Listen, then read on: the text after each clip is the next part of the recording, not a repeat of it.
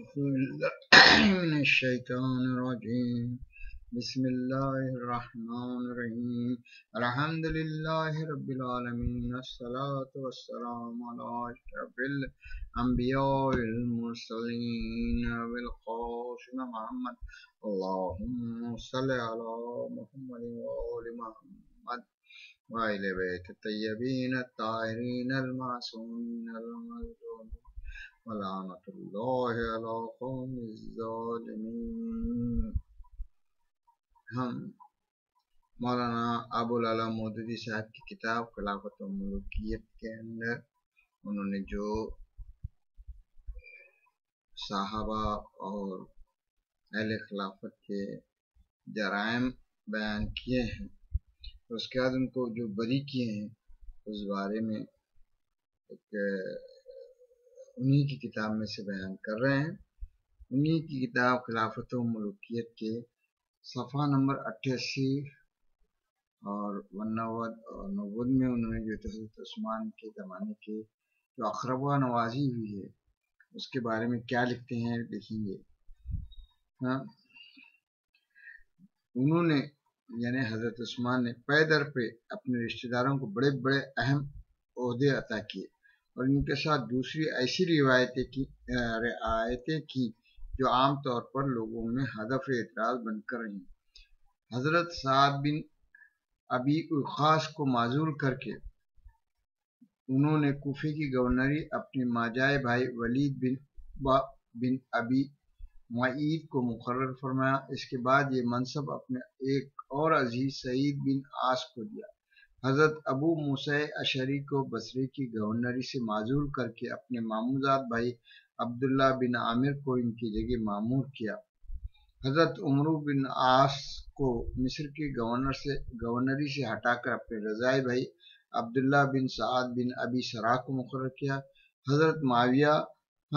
سیدنا عمر فاروق کے زمانے میں صرف دمشق کی ولایت پر تھے۔ حضرت عثمان نے ان کو گورنر میں دمشق، حمص، فلسطین، اردن اور لبنان کا پورا علاقہ جمع کر دیا۔ پھر اپنے چچازاد بھائی مروان بن حکم کو انہوں نے اپنا سیکرٹری بنا لیا، جس کی وجہ سے سلطنت کے پورے در و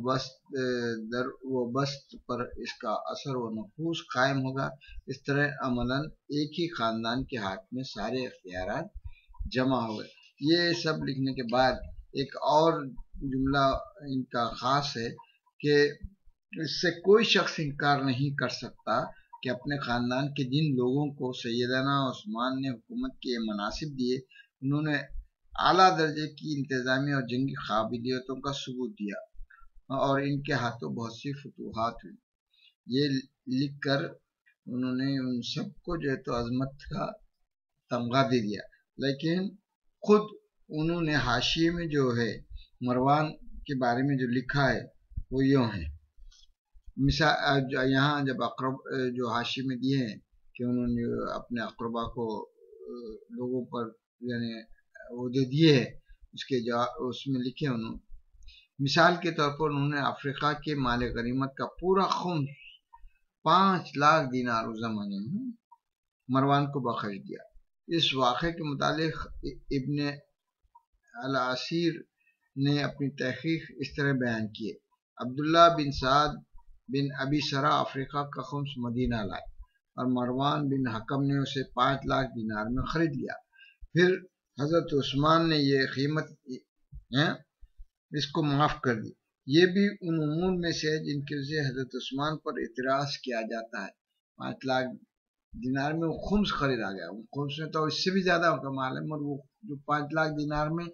مروان نے خریدا اس کو انہوں نے معاف کر دیا، یعنی جتنا مال غنیمت آیا تھا وہ سب کا سب ہڑپ کر لیا گیا۔ یہ بھی ان امور میں سے جن کی وجہ سے حضرت عثمان پر اعتراض کیا جاتا ہے۔ افریقہ کے خمس کے معاملے میں جتنی روایات بیان کی جاتی ہیں یہ روایت ان میں سے سب سے زیادہ درست ہے۔ بعض لوگ کہتے ہیں کہ حضرت عثمان نے افریقہ کا خمس عبداللہ بن سعد کو دے دیا تھا، اور بعض دوسرے لوگ بیان کرتے ہیں کہ مروان بن حکم کو عطا کر دیا تھا۔ اس روایت سے یہ حقیقت یہ ظاہر ہوئی کہ حضرت عثمان نے افریقہ کی پہلی جنگ کا خمس عبداللہ بن سعد کو عطا کیا تھا، اور دوسری جنگ جس میں افریقہ کا پورا علاقہ فتح ہوا اور اس کا خمس मरवान को अता किया। पूरा खम्स दे दी, 5 लाख में तो कीमत मुकर्रर की गई थी वो भी माफ कर दी गई। इब्न साद ने भी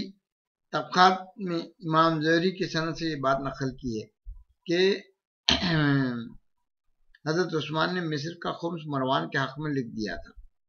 इमाम ज़ुहरी की इस रिवायत के मुताबिक ये एतराज़ किया जा सके इब्न साद इसलिए वाक़िदी के हवाले से नकल किया जो नाकाबिल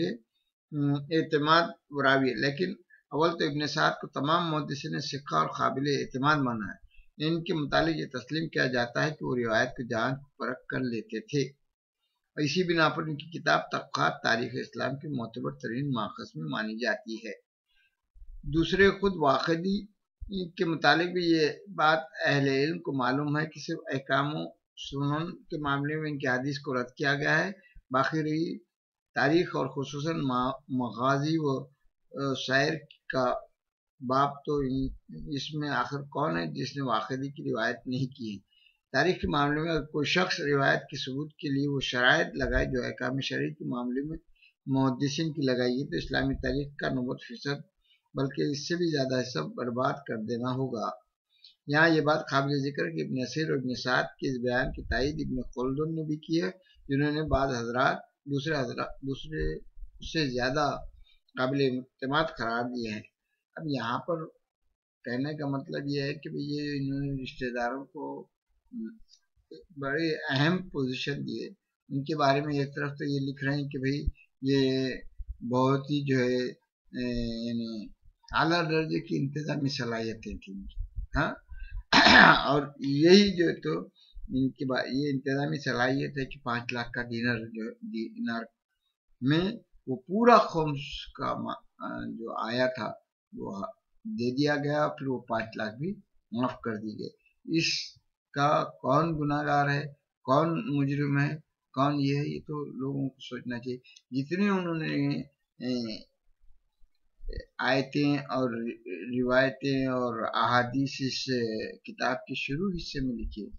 वो इतने सब किस्म के हैं कि भाई कोई नाइंसाफ़ी हो तो क्या अल्लाह करेगा, जुल्म हुआ तो क्या होगा, मगर ये जब लिखे तो ऐसा लगता है कि भाई ऐसी हरकत करने वालों को माफ़ नहीं करें, मगर उसके बजाय उन्होंने क्या किया, उनकी वो हरकतें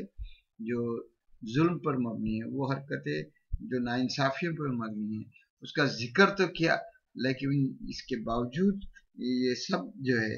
इन्होंने जो है उनको हज़रत उस्मान को इसका जिम्मेदारी नहीं ठहराया और उनका भी वो किया। और उसमें जो मुकर्रर किए हैं उन्होंने, वलीद बिन उक़बा जो था वो ऐसा नालायक इंसान था जिसने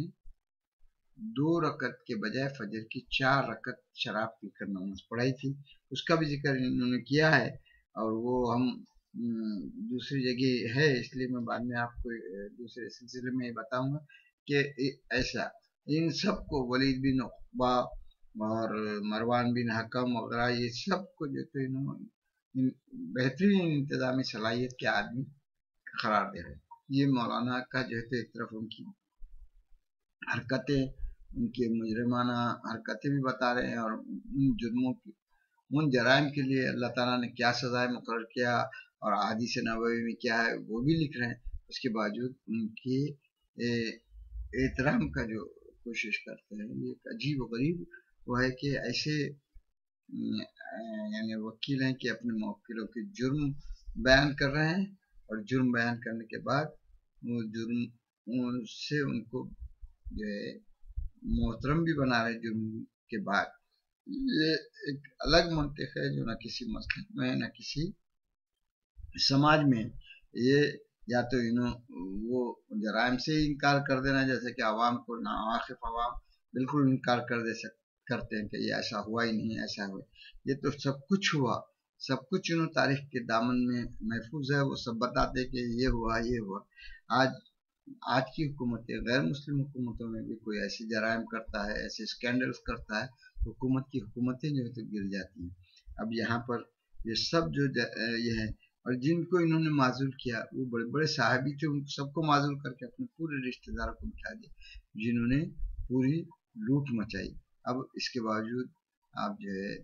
یہ خلافت راشدہ کی خوبی بتا رہے کہ وہ اس طریقے سے ملوکیت ہوتی رہی، اور وہ ملوکیت کو بھی انہوں نے خلافت راشدہ ہی کہا ہے۔ یہ تو بعد میں معاویہ کی حکومت کو انہوں نے بادشاہ کے طور سے لوگوں کے سامنے ظاہر کیا، ورنہ یہ بادشاہ تو یہی زمانے میں ہوئی تھی، حضرت عثمان کے زمانے میں، جن کو انہوں نے ایک راشدہ دور بتا رہے جس میں یہ سب کچھ ہوا۔ اور اس کے یہاں جو ہے ان کے دوہرے معیار ہم بتائیں گے کہ وہ کیسے مودودی صاحب جو ہے تو بدترین انسانوں کو بھی بہترین بنانے کے لیے کوشش کی ہے، اور یہ کوشش انہوں اگر ان واقعات کو ہٹا کے کرتے جیسا کہ دوسرے لوگ کرتے ہیں ویسا نہیں کرتے، ان کے جرائم سامنے بھی رکھتے ہیں اور ان کو جو تو بہترین بھی کہتے ہیں۔ یا عجیب و غریب ان کی فطرت نے ان کو ان کے خود کے احترام کو بھی کھو دیا، اور اللہ کے محترم ہستیوں کو چھوڑ کر انہوں نے ان ہستیوں کو جو انہوں نے جرائم کیے ان کو محترم بنانے کی کوشش کی۔ یہ ہم جو تھے ان کے کتاب میں سے یہ آپ کو غور کرنے کی ضرورت ہے اور سمجھنے کی ضرورت ہے کہ اگر ایسے مقدس مآب جو ہے تو سماج میں ایسے لوگوں کی عزت بڑھائے جنہوں نے ایسے بڑے بڑے جرائم کیے، مروان جیسے لوگ ہیں، اور اس کے بعد جو دوسرے کتنے یہ ہے ولید بن عقبہ ہے، ایسے لوگ جو جن کو سر پر مسلط کر دیے، اور وہ مسلط کرنا بھی جو ہے تو ایک بہت بڑی جو ہے تو فراخ دلی بتائی جا رہی ہے، اور یہ سب کچھ بیت المال کی لوٹ وغیرہ سب اس زمانے میں ہوئی جس میں انصاف ہونا چاہیے تھا، جو رسول کے فوراً بعد ہوا ہے، رسول اللہ کے بعد ہوا ہے۔ مسلمان بھی غور و فکر کرے، اور ان کے ماننے والے بھی اس بات پہ انہی کی کتاب پڑھ کر انہی کے ذریعے سے معلومات حاصل کرنے کے بعد خود فیصلہ کریں کہ حق کے ساتھ کتنی دوری ہوتی گئی اور باطل کتنا اسی زمانے میں جو ہے تو غالب ہو گیا، اور انہوں ہمیشہ بولتے ہیں کہ خیر غالب تھا۔ یہ تو پورا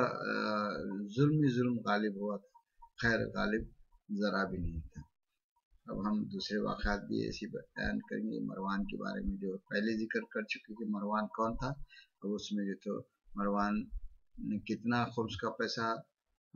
کھا لیا اور کتنا جو بیت المال کھا لیا، یہ سب اسی کتاب کے ذریعے ہم نے آپ کو بتایا، اور آگے بھی اور کچھ ایسی ہی باتیں بتائیں گے۔ وآخر دعوانا الحمد للہ رب العالمین، اللہم صلی علی محمد وآل محمد۔